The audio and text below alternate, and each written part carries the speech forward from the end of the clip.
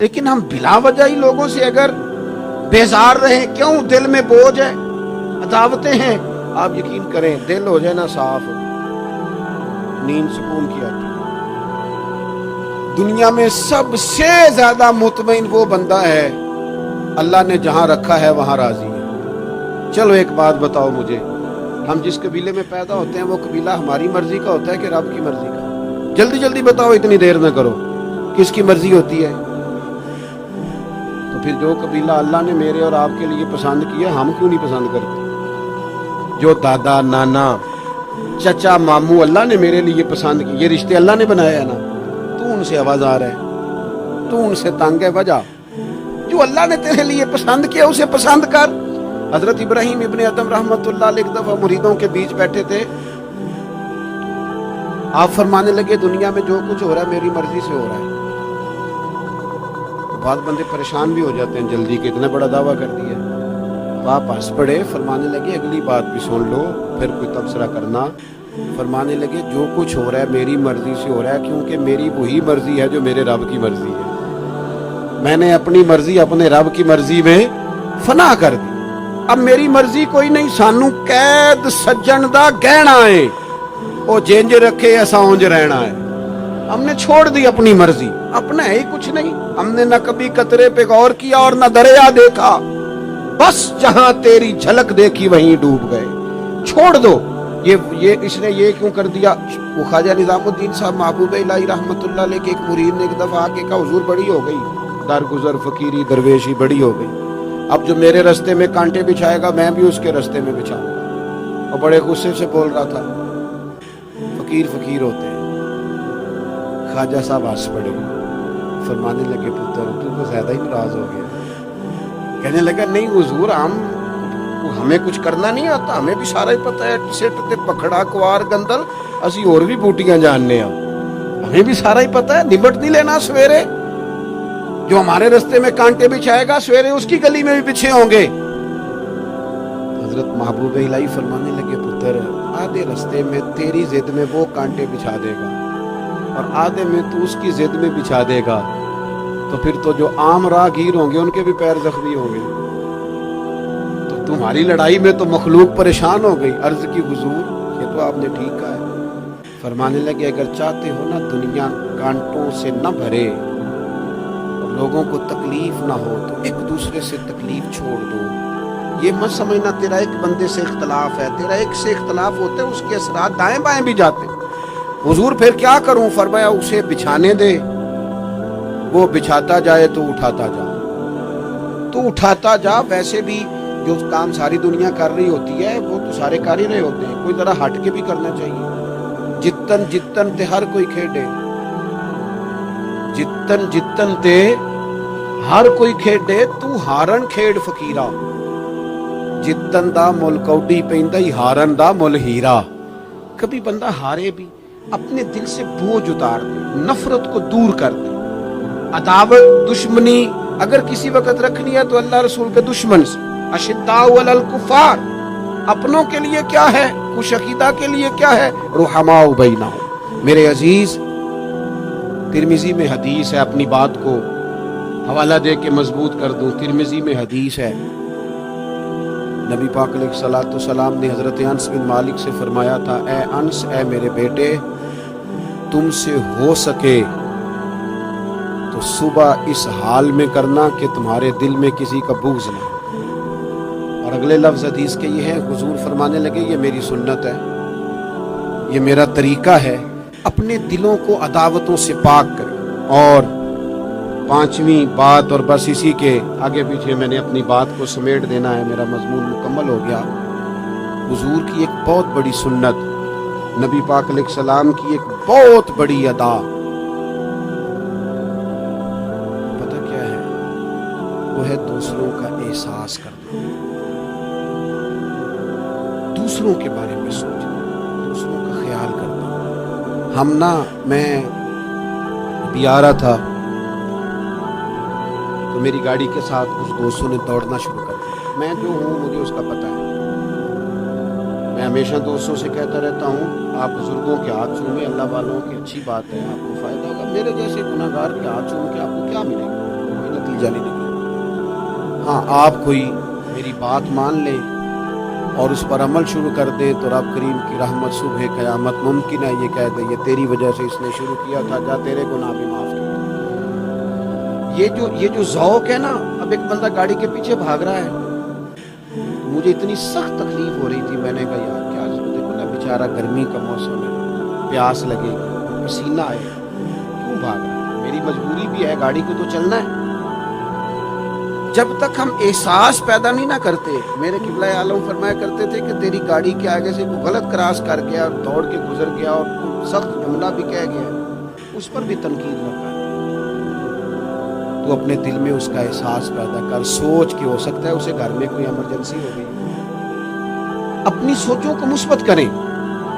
आप दूसरों का एहसास भी अपनी तबीयत में पैदा करें, दूसरों के बारे में भी सोचें। मैं यहाँ माशाल्लाह स्टेज पे बैठा हूँ, बड़ा नरम माहौल है, बड़ा कुछ है, लेकिन जो दोस्त पीछे दीवार के साथ खड़े हैं ना, जिनको जगह बैठने की भी नहीं मिली और खड़े होने की भी सही करके नहीं मिली, उनका भी एहसास पूरी तरह। और मेरे ख्याल में सबसे ज़्यादा मेहमान खुसूसी भी वही हैं आज की हमारी महफिल के, जो ज़्यादा मुश्किल में बैठे। एहसास अपनी तब कहाँ तक एहसास करना है? लो हदीस पाक सुनो। अल्लाह के महबूब अलैहिस्सलाम फरमाते हैं, मैं नमाज पढ़ाने खड़ा होता हूँ, नमाज। करीम फरमाते हैं, मेरा दिल करता है मैं लंबी नमाज पढ़ाऊं, लेकिन फिर पीछे से ना किसी बच्चे के रोने की आवाज आती है। दिल था लंबी पढ़ाऊं, बच्चा रो पड़ा, तो मुझे ख्याल आता है इसके रोने से इसकी अम्मा को तकलीफ हो रही होगी, मैं नमाज छोटी कर देता हूँ। अल्लाह की नमाज मुख्तसर कर दी एहसास के तौर पर। हुजूर उस इमाम मस्जिद से सख्त नाराज हो गए थे, सही हदीस में मौजूद है, जिसके मुक्तदियों ने आके शिकायत की थी कि या रसूलल्लाह बहुत लंबी नमाज पढ़ाता है। यहाँ तो लोग एहसास ही नहीं करते मेरे भाई, यहाँ तो एहसास ही नहीं करते। यहाँ तो मैं आया हूँ ना रात के 1 बजे महफिल में, तो मेरी तरह के लोग, ओ तुहाडा ज़ौक़ ही नहीं, तुसी सुभान अल्लाह ही नहीं आंदे, तुसी हाथ ही नहीं खड़े करते। ओ भाई तू नहीं आया है, तू टुर जाना है अपना सारा समेट के, पैसे गना के। इतने बेचारे मगरब दे बैठे ने, इनका ज़ौक़ तू अपना ज़ौक़ भी बयान करना, आना तू भी उसी वक्त महफिल में जब सारे आए हैं। ते नाले तू ते गल करके आया मैं इन्ने हज़ार लेना है, ते मुफ्त आए रे सारे बेचारे, इसलिए हो सकता है इनका इश्क तुझसे ज्यादा हो। करूं मध्य अहले दुवल रजा और पड़े इस बला में मेरी बला, मैं गदा हूं अपने करीम का, ये मेरा दीन है कोई पारा ना नहीं। इसलिए मेरे अजीज एहसास दूसरों का पैदा करें, अपनी तबीयत हम ना एहसास नहीं करते, खुदारा एहसास करो। ठीक है परेशानियां हैं, लेकिन मैं जवान से कहूँगा तू नौजवान है, बाहर तुझे टेंशनें हैं, कारोबार की मसाइल हैं, परेशानियां हैं, लेकिन अल्लाह ने तुझे जवान किया ना, हौसला दिया है ना, तू बाहर की टेंशनें बाहर छोड़ के आया कर। घर तेरे अब्बा जी इंतजार कर रहे हैं, उनके पास बैठ, उनका दुख सुन, हौसला बड़ा कर। फिर घर के अंदर तेरी अम्मा बैठी है, उसने तेरे से बात करनी है, कई बातें सुनानी है। तेरा बेटा है वो दौड़ के आया, अब्बा अब्बा कहते, और तू कहता ले जा मेरी तबीयत नहीं ठीक। दुनिया में सबसे मसरूफ वक्त रसूल करीम ने गुजारा, लेकिन हुजूर तो गुलामों की बात भी सुनते, हुजूर तो घर वालों को वक्त भी देते। सैयदा आयशा सिद्दीका फरमाती हैं, जब तक घर में रहते घर का कोई काम ही करते रहते, और हुजूर तो नवासों को टाइम देते, नमाज के वक्त भी साथ ले जाते। क्यों हम अपने आप से दूसरों का एहसास निकाल बैठे, दूसरों के बारे में थोड़ा एहसास। आप थोड़े दिन पहले ना, कुछ अरसा पहले कुछ लोग आ गए मेरे पास, कहने लगे कि कोई तालिब इल्म, कोई आलिम मिल जाए मदरसे में से आपकी, और हमने ना वहाँ अपने इमामत के लिए और जुम्मा के लिए उसको ले जाना है। मैंने किसी तालिब इल्म से कहा चले जाओ। वो कहने लगे तनख्वाह कितनी देनी है? कोई ज्यादा नहीं, जितना आपके घर का खर्चा है उतना उसको भी दे दें। वो परेशान हो गया, जिम्मे तुसी नहीं सारे हो गए, इतने पैसे दे दे जितना हमारा खर्चा है, हम तो साहब होते हैं, उसको कैसे दे दें ये वाला खर्चा? तो कहने लगे नहीं जी वो तो ठीक है, तुसी कोई 10 छड़ो। और मैंने कहा मैं आपको वो बता रहा हूँ जो हज़रत सिद्दीक़ अकबर ने बताया। आपकी तनख्वाह कितनी लगाएं? कहा दरमियाने मुहाजिर का जितना खर्चा है ना उतना मेरा भी लगा दो। हुजूर गुजारा ना हुआ, फरमाया मैं लोगों की तनख्वाहें बढ़ा दूंगा, जहां सबका गुजारा होगा अबू बकर का भी हो जाएगा। ये क्या बात हुई कि तू तेरा गुजारा नहीं होता तो मजदूर का कैसे होता है, गरीब आदमी का एहसास जब तक तुझे दूसरों का पैदा नहीं होता, तू हुजूर के उसवा हसना तक नहीं पहुंच सकता। तूने नबी पाक का तरीका नहीं अपनाया। ये पता है हुजूर जो गारों में रोते थे और सारा दिन तबलीग करते थे और ताइफ तशरीफ ले जाते और अक्कास की मंडियों में जाते थे, ये एहसास था, ये दर्द था जो मेरे महबूब को ले जाता था। एहसास था, हुजूर चाहते थे रब का कोई बंदा दोजख में ना जाए। अल्लाह के महबूब रात को रोते, दिन को तबलीग करते, गली गली जाते, लोगों को समझाते। कोई एक बार दीन की बात पूछता, 10 बार भी उससे पूछता तो बताते। क्यों? एहसास है। बात खत्म करने लगा हूं। सैयदा तय्यबा ताहिरा उम्मुल मोमिनीन सैयदा आयशा सिद्दीका रदी अल्लाह ताला अन्हा फरमाती, एक दिन हुजूर मुझसे फरमाने लगे, करीम फरमाने लगे, आयशा एक बात बताऊं तुम्हें। या रसूल अल्लाह फरमाइए। तो करीम फरमाने लगे, आयशा जब तुम मुझसे राजी होती हो फिर भी मुझे पता चल जाता है, और जब तुम्हारे दिल में कोई बात होती है पता मुझे फिर भी चल जाता है। कहते मैंने जल्दी से अर्ज की, हुजूर मैं और आपसे नाराज। तो फरमाया बताऊं फिर? हुजूर बताइए। फरमाया आयशा कभी कभी कसम उठाती हो? या रसूलल्लाह उठाती हूँ। फरमाया जब होती हो ना मुझसे राजी तो कहती हो मुझे मोहम्मद मुस्तफ़ा के रब की कसम, और जब तुम्हारे दिल में कोई बात होती है तो फिर कहती हो हज़रत इब्राहीम खलील के रब की कसम।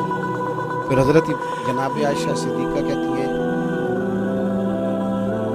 मैं तुम्हें बता नहीं सकती लोगों मेरे दिल का आलम क्या था ये बात से। या रसूल अल्लाह आप लफ्ज़ों से एहसास का पता कर लेते हैं कोई सोच क्या रहा है। यहाँ तो घर वाले पूरा एहतजाज करें। एहतजाज में एक दफा कहीं खाने के लिए गया था तो मैंने कह दिया खाना बड़ा अच्छा पका है। एक आध और बुजुर्ग से भी मैंने वो बात सुनी थी, वो प्रैक्टिकली मेरे साथ हो, खाना बड़ा अच्छा है। थोड़ी देर के बाद ना घर के अंदर से रोने की आवाज आने लगी। मुनासिब तो नहीं होता किसी के घर के मसले में ऐसी बात पूछना, लेकिन वो जब माहौल ज्यादा ही बड़ा तो मैंने मेजबान से कहा कि खैर तो है, घर में सब ठीक है। तो कहने लगे आपकी वजह से रो रहे हैं। मैंने कहा कहने लगे आपने बड़ी तारीफ की है ना, खाना बड़ा अच्छा पका है। तो मेरी बीवी है तो अजीजों में से, पर वो घर गरीब है। उसने कहा 14-15 साल हो गए इस घर में खाना पकाते, आज तक नहीं किसी ने कहा अच्छा पका। मैं गरीब की बेटी हूँ, आज वो तारीफ सुनी है तो दिल किसी और तरफ ही चला गया है। इतना भी एहसास नहीं जो सुबह से गर्मी में खड़े। आपको पता है नबी पाक ने कभी खाने में नुक्स नहीं निकाला था। सैयदा आयशा कहती हैं पसंद होता तो खा लेते वरना छोड़ देते। कभी आप तू तो हंडिया फेंक देता, आ ना गर्मी में तू भी खड़ा होना, जहाँ अम्मा खड़ी है, बीवी खड़ी है, बहनें खड़ी हैं, खड़ा होना 10 मिनट। एहसास ही नहीं, सिर्फ अपना ही पता है। सैयदा आयशा सिद्दीक़ा ये हुजूर का उस्वा हसना है। ये तरीके अपनाओ जिंदगी में। 4, 5, 8 चीजों को फकत सुन्नत ना समझो। ये वुसअत है हुजूर के उस्वा नूर में। सैयदा आयशा कहने लगी, करीम फरमाने लगे तुम कसम उठाते हजरत इब्राहीम का नाम लेती हो तो मैं समझ जाता हूँ। जनाब आयशा कहती हैं बस दिल मचल गया, कैफियत और की और हो गई।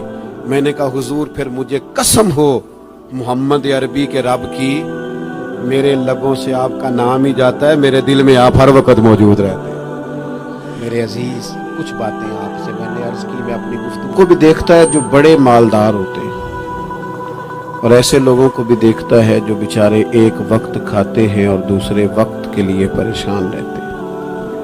अपनी जिंदगी में वो सेहतमंद, तवाना, खूबरू लोगों को भी देखता है और बीमार और कमजोर, ज़ईफ और नातवां लोगों को भी देखता है। उसके इर्द गिर्द ऐसे लोग भी होते हैं जो बड़ी खुश व खुर्रम जिंदगी गुजार रहे होते हैं, और ऐसे लोग भी होते हैं जो किसी वजह से परेशान, तकलीफ में, घुटे घुटे से होते हैं। इंसान अपने माहौल से भी सीखता है, मुआशरे से भी सीखता है, और फिर जब वो लोगों के करीब जाता है और अपने घर से उठकर वो लोगों से मुलाकात करता है तो मुख्तलिफ किस्म के मशवरे, मुख्तलिफ किस्म की आरा और मुख्तलिफ किस्म के मुशीर उसे मिलना शुरू हो जाते हैं। इन सारी चीजों के माहौल में इंसान की सोचें पनपती हैं, और اسے بالیدگی کا موقع ملتا ہے، وہ باشعور ہونے لگتا ہے، پھر وہ کسی ایک جگہ ٹھہر جاتا ہے۔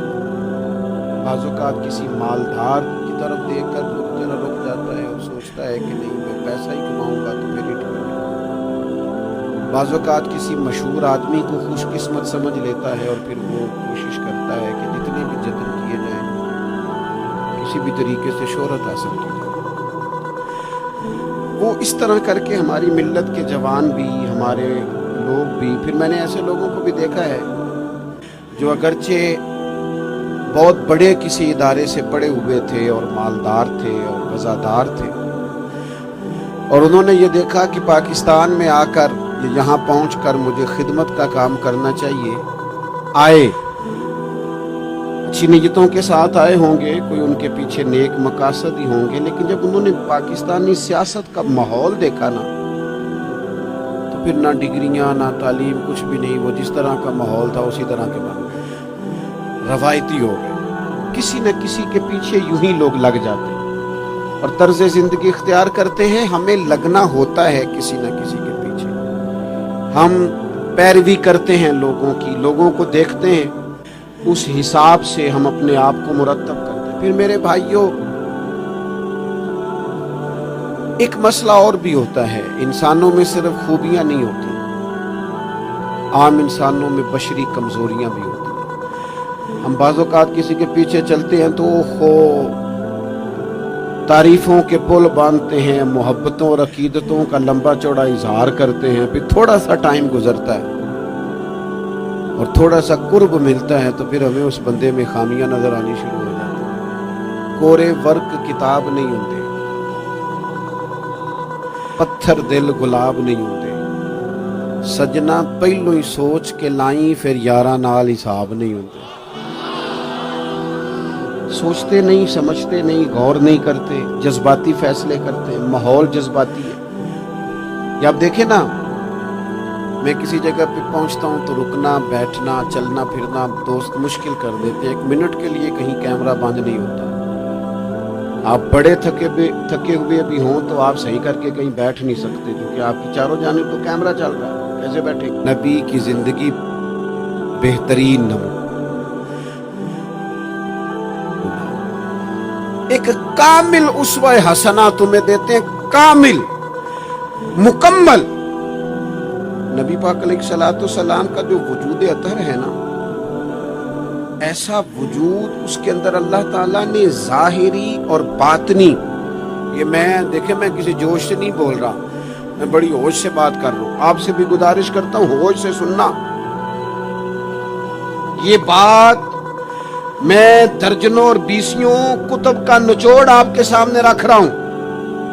اللہ تعالیٰ نے نبی پاک علیہ الصلوۃ والسلام کے اندر ظاہری باطنی ساری خوبیاں بھر کے اپنے محبوب کو دنیا میں مبعوث فرمایا ہے، نہیں کھلا دیے، وہ جس راہ چل دیے ہیں کوچے بسا دیے۔ بعض لوگ ناراض نہ ہونا مجھ سے، بعض لوگ ہنستے ہیں، سونا نہیں ہنستے، ہنستے ہیں پر سونا۔ سیدہ طیبہ طاہرہ حضرت عائشہ صدیقہ فرماتی ہیں حضور مسکراتے تھے لیکن اس مسکرانے میں بھی عجیب وزاداری تھی، ہنستے تھے کھل کھلا کے نہیں ہنستے تھے، اس میں کہا نہیں لگتا تھا، آوازیں نہیں پیدا ہوتی، یعنی سونا ہنس بھی جاتے تھے لیکن اس کے اندر بھی عجیب لطافت تھی۔ وہ کیسا ہنسنا تھا؟ صحابہ فرماتے ہیں حضور ہنستے، مقدس دانتوں میں سوراخ تھا، زیر لب مسکراتے، اور وہ جو حضور کے مقدس دانتوں میں مقدس سوراخ تھا نا، جب حضور ہنستے اس سے نور نکلتا اور مسجد نبی کی دیواریں بھی روشن ہو جاتی۔ یعنی ایسا نہیں ہنسنا جس طرح کو میری طرح کا آدمی ہنستا ہے تو لوٹ پوٹ ہو جاتا ہے اور اس ہنسنے کے اندر کئی دفعہ وزاداری قائم نہیں رہتی، کئی دفعہ اس کے اندر وہ وقار قائم نہیں رہتا۔ حضور ہنستے تو تبسم کرتے، یعنی ہنس بھی رہے ہیں تو ہنسنا بھی بڑا ہی باکمال ہے۔ اور میرے اعلیٰ حضرت تو کہتے ہیں بس وہ ہنس پڑتے تھے، پھر جو عمر بھر کے رو رہے ہوتے تھے نا، وہ حضور کا ہنسنا دیکھ کے ہنس پڑتے تھے۔ گویا نا جہاں جہاں خزاں ہوتی تھی بہار آ جاتی تھی، جہاں جہاں دکھ ہوتے تھے سکھ آ جاتے تھے، جہاں جہاں بھی کوئی کمزوری ہوتی تھی خدا کہتے ہیں جس کی تسکین سے روتے ہوئے ہنس پڑے اس تبسم کی عادت پہ لاکھوں سلام۔ ایک تو ان کا ہنسنا بڑا باکمال تھا، اور پھر یہ تھا کہ ان کا رونا بھی بڑا باکمال تھا، بڑا باکمال۔ وہ کبھی رو پڑے اور کبھی کریم کی آنکھوں میں آنسو آ جائے، اور کبھی ان کے چہرے پر افسردگی آ جائے تو یوں لگتا تھا کہ پھولوں نے کھلنا چھوڑ دیا ہے، کلیاں اپنی جگہ سے ہٹ گئی ہیں، سمندر نے کہا نہیں اب شور نہیں کرنا، یوں لگتا تھا کہ تتلیاں اپنی جگہوں پہ بیٹھ گئیں۔ جب وہ کبھی روتے تھے تو یوں محسوس ہوتا تھا کہ جیسے چاند کہتا ہے کہ نہیں اب میں نے نہیں کھل کے چمکنا، محبوب تو رو پڑے۔ اور کبھی کریم روئے، آنکھوں میں آنسو آئے، ان کے رونے میں حسن اتنا تھا، کمال اتنا تھا کہ جبریل امین آئے اور آ کے عرض گزار ہوئے، یا رسول اللہ سارے بھید جاننے والا رب پوچھتا ہے کریم سے پوچھو نا، محبوب سے پوچھو نا روئے کیوں ہیں، یہ رو پڑے ہیں کیوں روئے ہیں، سارے بھید جاننے والے مالک کیوں روئے؟ تو محبوب فرمانے لگے جبریل امت کا قیامت کا حساب، قیامت کی گرمی، اللہ تعالیٰ کا کرسی عدالت میں اپنی شان کے لائق جلوہ فروز ہونا، امت کی کمزوریاں، سستیاں، غفلتیں، ان کو یاد کر کے رو پڑا ہوں، غم امت نے نڈھال کر دیا ہے۔ حضرت جبریل بارگاہ ایزوی سے پیغام لائے، محبوب کریم صلی اللہ تعالی علیہ وآلہ وسلم نے حضور روئے۔ جب جبریل امین یہ پیغام لے کے لوٹتے ہیں تو رب کریم نے کیا فرمایا؟ آپ کی توجہ ہے میری بات پر؟ مالک کریم نے کیا فرمایا؟ وہ آیت نازل ہوئی جس کے بارے میں امام زین العابدین رضی اللہ تعالیٰ عنہ فرماتے ہیں قرآن میں سب سے امید والی آیت یہ ہے۔ روئے حضور اور جناب جبریل پوچھ کر واپس گئے تو رب کریم نے فرمایا جا کے میرے محبوب سے فرما دے وَلَسَوْفَ يُؤْتِيكَ رَبُّكَ فَتَرْضَىٰ، محبوب رب آپ کو اتنا دے گا کہ آپ اپنے رب سے راضی ہو جائیں گے۔ محبوب آپ کو راضی کریں گے، نہ روئیں، آپ کو راضی کریں گے آپ۔ اور حضور کیا فرماتے ہیں؟ فرمایا جب تک میرا ایک امتی بھی دوزخ میں میں کوئی نہیں راضی ہوتا۔ اللہ کیا جہنم اب بھی نہ سرد ہوگا؟ رو رو کے مصطفیٰ نے دریا بہا دیے۔ حضور کا ہنسنا بھی باکمال، رو دینا بھی باکمال، ان کا کسی بندے سے محبت سے اٹھ کے گلے لگانا بھی باکمال۔ کبھی حضور جلال کریں تو محبوب فرمانے لگے میں نے دعا مانگی ہے، اے اللہ اگر میں کسی کو جھڑک دوں تو اتنا ثواب دینا جتنا تو فرض نماز کا ثواب دیتا ہے۔ یہاں یہ بھی ہر زاویے سے، ہر نگاہ سے، میں کیا آپ کو عرض کروں، ہم نے نہ کبھی سیرت بیان کی میری طرح کے لوگوں نے، نہ قوم اس طرح سے سیرت کو پڑھتی ہے۔ سیرت نبوی کا ایک ایک پہلو کبھی کھولا جائے۔ یہ جو زمانے میں بے چینی پائی جاتی ہے نا، بے قراری پائی جاتی ہے، اور ذہنی انتشار ہے، اور فکری الجھاؤ ہے، اور ٹوٹتی بکھرتی سوچیں، یہ ساری ختم ہو جائے، ایسا ٹھہراؤ نصیب ہو، جینے کا بھی مزہ آئے اور مرنے کا بھی مزہ آئے۔ اگر حضور کی سیرت مقدسہ کو سمجھا جائے تو محبوب کی زندگی ہر طرح سے کامل ہے، مکمل ہے، اکمل ہے۔ آپ کہیں بھی اور جائیں گے، یہ آج کل موٹیویشنل اسپیکرز کا دور ہے، ہمارے بچے ہیں جدید پڑھے لکھے، وہ کہتے ہیں میں فلاں موٹیویشنل اسپیکر کے پاس جاتا ہوں، جائیں آپ۔ بہت سارے لوگ ایسے انہیں کہیں تو وہ باز نہیں آتے، وہ تجربہ کر کے باز آتے ہیں، اور بالخصوص نئی نسل جو ہوتی ہے وہ بزرگوں کے تجربوں سے فائدہ نہیں اٹھاتی، وہ اپنے الگ سے تجربے کرنا چاہتے ہیں، اس کا بھی بڑا خطرناک نتیجہ برآمد ہوتا ہے۔ تو کوئی بندہ بھی جو آپ کو موٹیویٹ کرتا ہے نا کتاب و سنت کے بغیر، کوئی بھی آپ کو موٹیویٹ کر رہا ہے، وہ کیا کچھ کہہ رہا ہے، کیا کر رہا ہے، وہ کبھی بھی آپ کو تعلیم صحیح نہیں دے سکتا. کیوں؟ اس لیے کہ جو تعلیم وحی الہی کے بغیر ہوتی ہے وہ ناقص ہوتی ہے. انبیاء کی تعلیم وحی الہی کے ساتھ. لہذا اگر کوئی آدمی آپ کو موٹیویٹ کرتا ہے کتاب و سنت کے ساتھ, وہ آپ کو درست سمت لے کے جائے گا, ورنہ تو ہر آدمی آپ کو الجھا دے گا. میرے بھائی, نبی پاک کا اسوہ حسنہ. ہمارے ہاں لوگوں نے سنت شریعت سمجھ کس کو لیا ہے؟ ہمارے ہاں لوگوں نے سنت شریعت سمجھا ہے صرف پگڑی باندھ لی. بہت عظیم سنت ہے امامہ باندھنا. بعض لوگوں کا خیال ہے صرف داڑھی رکھنا, داڑھی بہت عظیم سنت, بہت عظیم سنت, انبیاء کرام کی پسند ہے. اور آپ کو پتہ ہے اللہ تعالیٰ نے عورتوں کو داڑھی دی ہی نہیں, یہ مرد کا زیور ہے. ہاں یہ مردانہ کام ہے, داڑھی مرد کا زیور. اور پھر یہ آپ کے جسم کا حصہ ہے, داڑھی کا وزن کوئی نہیں ہوتا. پوچھ لیں جنہوں نے بڑی رکھی ہے, بے شک ان سے بھی پوچھیں. یہ وجود کا حصہ ہے, اس کا کوئی وزن ہے, کوئی پریشانی. اور ایک اور بات نوجوانوں آپ سے کہہ دوں چلتے چلتے, بغیر داڑھی کے آپ سونے لگ رہے ہو تو لوگ کہیں گے پیارے لگ رہے ہو, اچھے لگ رہے ہو, خوبصورت لگ رہے ہو. اور داڑھی کے ساتھ اگر کسی کو پیارے لگو نا, تو جو تعریف کرے گا وہ تو تعریف ہی بڑی روحانی قسم کی ہے, وجدانی. یعنی آپ داڑھی کے ساتھ اچھے لگیں تو لوگ کہتے ہیں کتنا نورانی چہرہ ہے.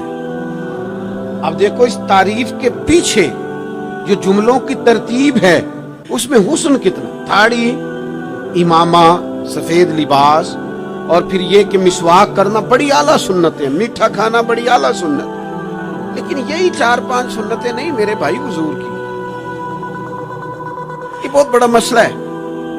بعض لوگ سمجھ فلاں جی سنت شریعت پہ عمل کرتا ہے, کیا کرتا ہے کہ داڑھی پگڑی والا ہے. وہ خدا کے بندے یہ عظیم سنت ہے, کون اس کا انکار کر رہا ہے. لیکن نبی پاک کا تو اسوہ حسنہ ہے, اس کے پیچھے تو پوری زندگی ہے. ادھر دیکھو میرے. اچھا پھر ایک اور بات, بعض لوگ سمجھتے ہیں میٹھا بولنا صرف سنت ہے اور اخلاق کی علامت ہے, صرف میٹھا بولنا. آپ نے ناراض نہیں ہونا, میٹھا تو بعض بندے اپنے مطلب کے لیے بھی بولتے ہیں, وہ کام نکلوانے کے لیے بڑا میٹھا میٹھا بول رہے ہوتے ہیں. اوہ سنو میرے بھائی, صرف میٹھا بولنا ہی سنت نہیں, ہمیشہ سچ بولنا سنت ہے, ہمیشہ صحیح بات کرنا, دیانتدار رہنا. تو سمجھتا ہے 4-5-6-8 چیزیں ہی سنت ہے؟ وہ خدا کے بندے, نبی پاک کی جو ادا سب سے پہلے دنیا کے سامنے آئی, اور حضور کی جس ادا سے, سنت سے لوگوں کو سب سے پہلے واقفیت ہوئی. شور نہیں پڑ جاتا کسی چیز کا دنیا میں, معاشرے میں, فلاں بندہ یہ کرتا ہے, فلاں ایک بندے کا ایک چیز تعارف بن جاتی ہے. تعارف, کوئی چیز لوگوں کے وجود کے ساتھ, نام کے ساتھ سابقہ لاحقہ بن جاتی ہے. جو چیز سب سے پہلے جس سے لوگوں نے میرے نبی پاک کا تعارف کیا اور لیا, ادھر دیکھو نوجوانوں میری طرف, جس چیز سے سب سے پہلے حضور کی جس ادا سے لوگ واقف ہوئے تھے وہ تو صادق اور امین ہونا ہے. سب سے پہلے لوگ واقف ہوئے تھے کہ ہمیشہ سچ بولنا, ہمیشہ سچ. ملت کا جوان تو لوگوں کو ہنسانے کے لیے جھوٹ بولتا ہے, کوئی فائدہ نہیں, کوئی فائدہ نہیں. جھوٹ بولنے کے لیے ڈینگے مارتے, بڑکے مارتے, میں یہ ہوتا ہوں, میں وہ ہوتا ہوں, جھوٹ بولتے ہیں. کیوں زیادتیاں کرتے ہو اپنے ساتھ؟ نبی پاک علیہ السلام کی تو پہلی ادا, پہلی سنت جس سے لوگ واقف ہوئے وہ صادق اور امین ہونا ہے. لوگ کمزوری دکھاتے ہیں. میں آپ سے عرض کروں, آج پتہ ہے میرے ملک کا حال کیا ہے؟ آج اتنے درد میں ہیں لوگ, اتنی تکلیف میں ہیں. امیر لوگ تو پیٹرول پہ بحث کرتے ہیں, پیٹرول پہ زیادہ تر وہ لوگ بحث کرتے ہیں جن کی گاڑیاں بڑی ہوتی ہیں. غریب پیٹرول پہ بحث نہیں کرتے, وہ تو کہتا ہے کرایہ 10 روپے بڑھ گیا بس, اس کو تو بس میں آنا جانا ہے, پیٹرول سے تو اس کا لینا دینا نہیں. یہ تو امیروں کی بات ہے, تگڑے لوگوں کی بات ہے. یہ سارا عالم, اس ملک کا سب سے بڑا مسئلہ نہ قانون کا ہے, نہ معیشت معاشرت کا ہے. اس ملک کا سب سے بڑا مسئلہ دیانتداری کا ہے. یہاں اگر دیانتداری ہو جائے, سچ بولنے والا, بات کرنے والا سچ بولے. اذان سن لیجیے پہلے, پٹروں کے بارے میں رائے کیا ہے؟ چلیں بتائیں باپٹا والوں کے بارے میں رائے کیا ہے؟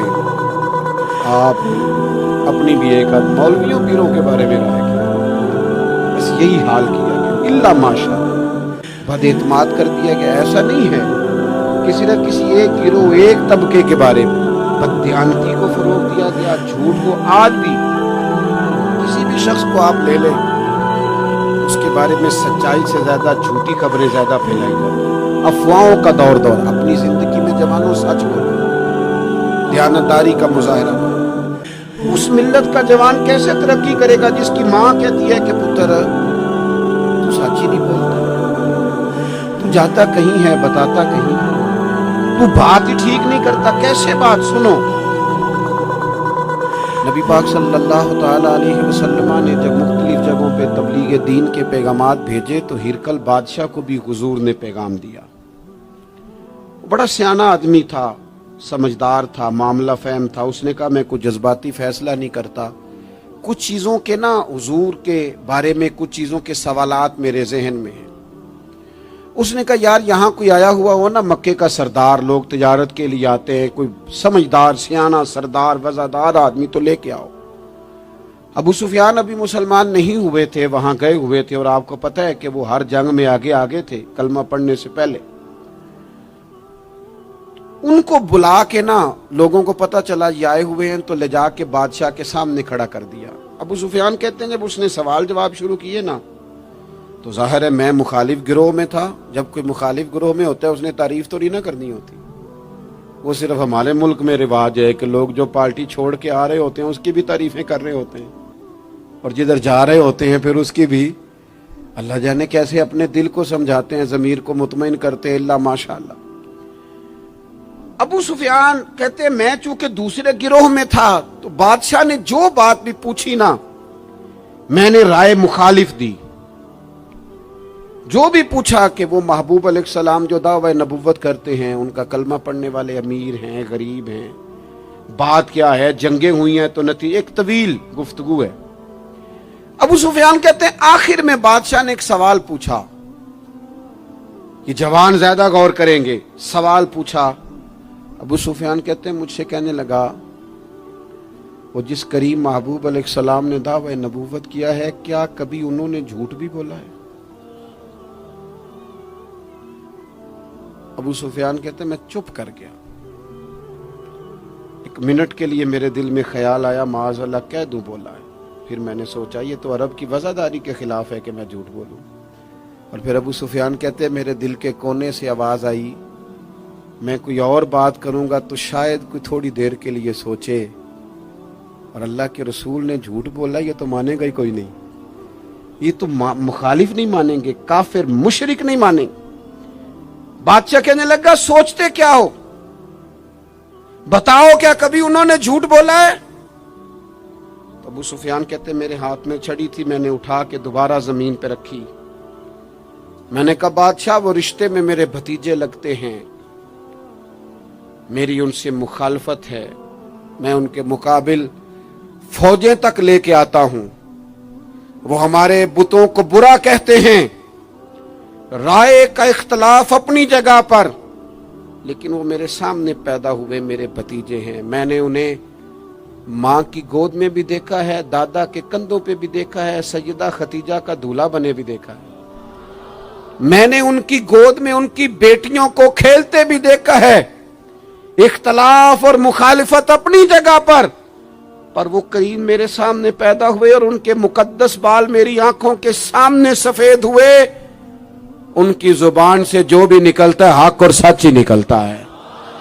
وہ اسیر دشمن کی چاہ میں بھی، مخالفوں کی نگاہ میں بھی وہ امی ہے، صادق ہے، معتبر ہے، میرا پیغمبر عظیم تر ہے، کبھی زبان سے جھوٹ نہیں نکلا۔ اللہ آپ کو جزا دے۔ سنیں جی، کچھ خطیب بغیر نعروں کے بھی تقریر کر لیتے ہیں یار، اونچی سبحان اللہ کے بغیر بھی کام چل جائے گا انشاءاللہ۔ آپ خالی سنتے جائیں نہ بھی سبحان اللہ کہیں پھر بھی گزارا، اثر کرے نہ کرے سن تو لے میری فریاد، اور نہیں ہے داد کا طالب یہ بندہ آزاد۔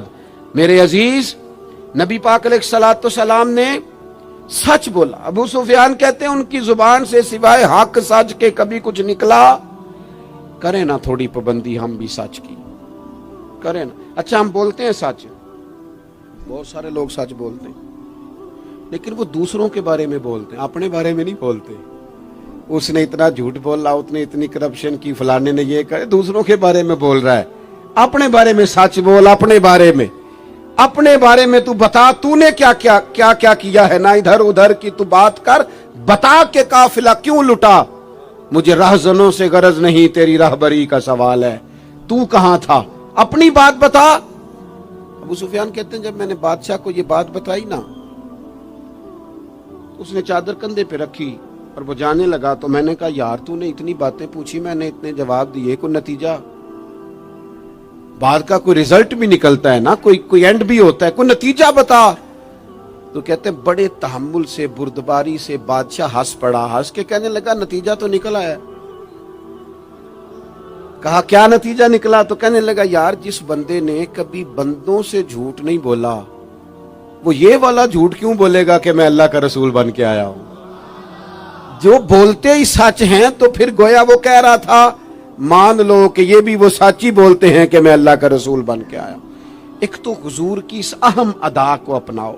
आपको पता है किसी बाप ने किसी मजबूरी से कभी कहा होगा अपने बेटे को, चले 2 मिनट के लिए मान लेते हैं कोई मजबूरी होगी, उसने चले फर्ज किया किसी मजबूरी के तहत उसने कहा था अपने बेटे को कि बाहर जो बंदा आया उसे कह दो कि मैं घर में नहीं। चले मान लिया 2 मिनट के लिए तेरी मजबूरी थी, लेकिन मैं जिम्मेदारी से कहता हूं तूने एक दफा अपने पुत्र से कहा था ना झूठ बोल दे मैं घर नहीं, फिर तू सारी जिंदगी मिन्नत करेगा वो तेरे साथ भी सच नहीं बोलेगा। इतनी बड़ी बीमारी है, ये घर तोड़ती है, घर ये कबीले तोड़ती है, रिश्तों को कमजोर। क्यों झूठ बोलते हो रिश्ता करते वक्त कि बच्चा ये कमाता है ये कमाता, क्यों झूठ बोलते हो। साफ सुथरी 2 टोक बात करो। इतना बड़ा रिश्ता मियां बीवी का जो अल्लाह की निशानियों में से निशानियां झूठ पर कायम करते हो। बेटी के वालिदैन भी अल्लाह माशाल्लाह झूठ बोलते हैं, ये दे देंगे ये दे देंगे। बाद में कहते हैं लड़के वाले लालच करते हैं, आपने पहले लालच खुद पैदा किया, क्यों कहानियां सुनाई। इतना अहम रिश्ता जिसकी बुनियाद पर सारा घर चलना था, वो रिश्ता ही बद-एतमादी पर कायम है। जब एक दूसरे पर एतमाद ही नहीं है तो सुकून कैसे आएगा। अपनी जिंदगी में सच लाओ। दौलत लाने से ज्यादा जरूरी सच लाना है। घर में महंगी चीजें लाने से बेहतर है अपने घर में सच ले आओ, दयानतदारी ले आओ। घर भी बच जाएगा, कबीला भी बच जाएगा। जिम्मेदारी से कहता हूं सच बोलो, दयानतदार हो जाओ, मुल्क भी बच जाएगा। इस उम्मत का भलाई इस काम में है, ये हुजूर का उसवा हसना है। और तीसरी बात, नबी पाक की सुन्नत सिर्फ मिसवाक लेके दांत साफ करना ही नहीं, दिल साफ रखना भी मेरे नबी की सुन्नत है। दिल साफ रखना भी हुजूर का तरीका है। दिल बड़े बोझ होते हैं हमारे दिलों पर, मुफ्त की नाराजगी, कोई लेना देना नहीं। वो जी फलाने बंदे ने ना जी अपनी बच्ची की शादी की है, बच्चे की शादी की है, रिश्तेदार ने मुझे पूछा नहीं। भाई आपको क्यों पूछते, आप क्या हैं। उनका घर था, आपको आप बिला वजह आप नाराज होके अपने घर में क्यों पूछते। आपको किस किताब में लिखा है, किस शरीयत में लिखा है, कहां कानून है आपसे पूछा जाए। वो फलाने बंदे ने मेरे बारे में बात की होगी, और यार तू इतना अहम नहीं है सारी दुनिया तेरे खिलाफ बातें करे, तू मुफ्त में टेंशन ले गया। वो जो 2 बंदे दूर खड़े हैं वो कोई और बात कर रहे हैं, तेरी नहीं कर रहे। मुफ्त में अपने दिलों में बोझ, मुफ्त में बदगुमानियां। और जी फलाना बंदा अमीर हो गया, कैसे हो गया, ये तेरी ड्यूटी है, तेरी जिम्मेदारी है। मेरे आला हजरत फाज़िल बरेलवी रहमतुल्लाह लिखा है, हसद करने वाला बंदे पर एतराज नहीं करता, हसद करने वाला अल्लाह ताला की तकसीम पर एतराज करता है। माज़अल्लाह सुम्मा माज़अल्लाह। वो तो कह रहा है उसे नहीं मिलना चाहिए था, मुझे मिलना चाहिए था। आप जब इतनी ज्यादा अदावतें पैदा कर लेते हैं, आप क्यों नहीं उस चीज से खुश होते जो निजाम मेरे रब ने बना दिया है। इतनी बड़ी अल्लाह की मखलूक है, लेकिन हमें लोग अच्छे ही नहीं लगते। जिससे पूछ लो वो नाराज ही है, हर बंदा किसी न किसी से नाराज है, शिकवे कर रहा है। वो छोड़ दे यार, मैं किसी शख्स से बेजार नहीं हो सकता, एक जर्रा भी तो बेकार नहीं हो सकता। जिसे अल्लाह ने बनाया है वो बेकार। मैं बदअकीदा बद मजहब की बात नहीं कर रहा। वो फिर दोहराता हूं, एक तो हुजूर की जिंदगी कामिल है, मुकम्मल है, उसे पढ़ो।